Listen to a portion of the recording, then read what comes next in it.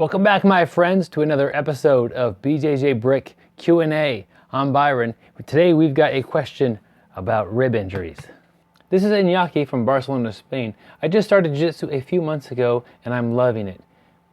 What would be your advice in order to keep the correct BJJ lifestyle and stay doing this forever? My biggest concern is that I've already had a couple of rib or intercostal muscle injuries. I heard it pop a couple times and then I have to stop for about a month every time. Do you have any experience with something like this in your martial arts career? If so, what do you advise? Thanks for your time. Os, Iñaki.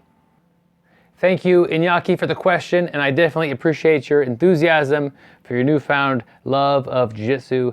And unfortunately, it's already caused you a rib injury or an intercostal injury that is basically, if you're not familiar with those, is basically the muscles in between your ribs, possibly a strain or something like that.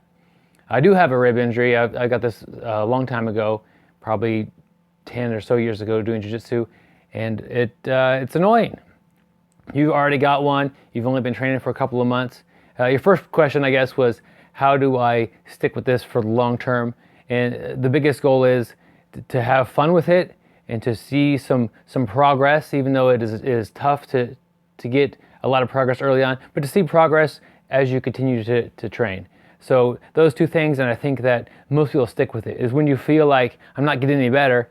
Well, actually you probably are getting better, but it didn't feel like it. That's people quit then, or when the fun stops being part of the process and people will just find something else to do that they enjoy. So keep it fun and keep noticing small improvements as you go.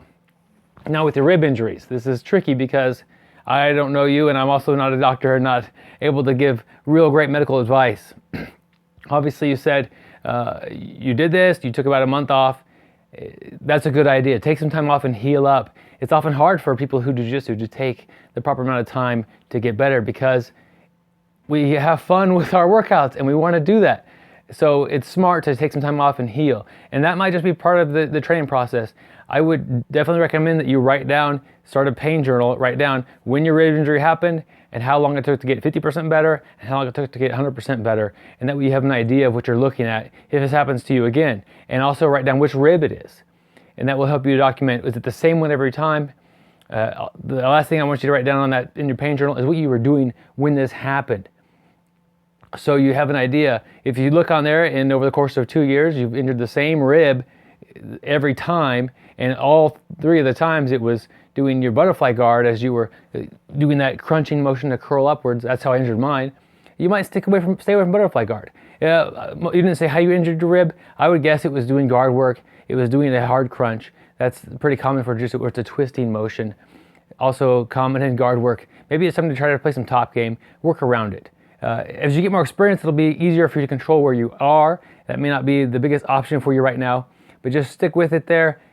Try to have fun with it.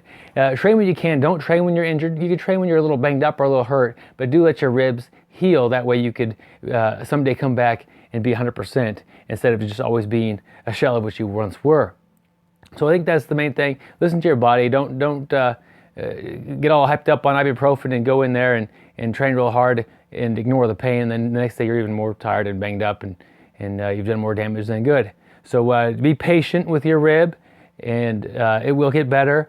And hopefully it's just a one-time thing or a two-time thing and you're past that. But if you notice a pattern, avoid the areas where you get injured in grappling. That's one good thing about it is if you can't play a certain type of guard, that's fine. There's plenty of other guards to play that won't affect your ribs so much. Maybe half guard is good for you to do. That really wouldn't involve as much muscle movement like that. Just kind of figure out what's happening to you and go from there. Thank you for the question, and I look forward to answering more questions like this in the future. If you'd like to send one in, send it to bjjbrick@gmail.com. Put in the title question for BjjBrick Q&A. Thank you guys.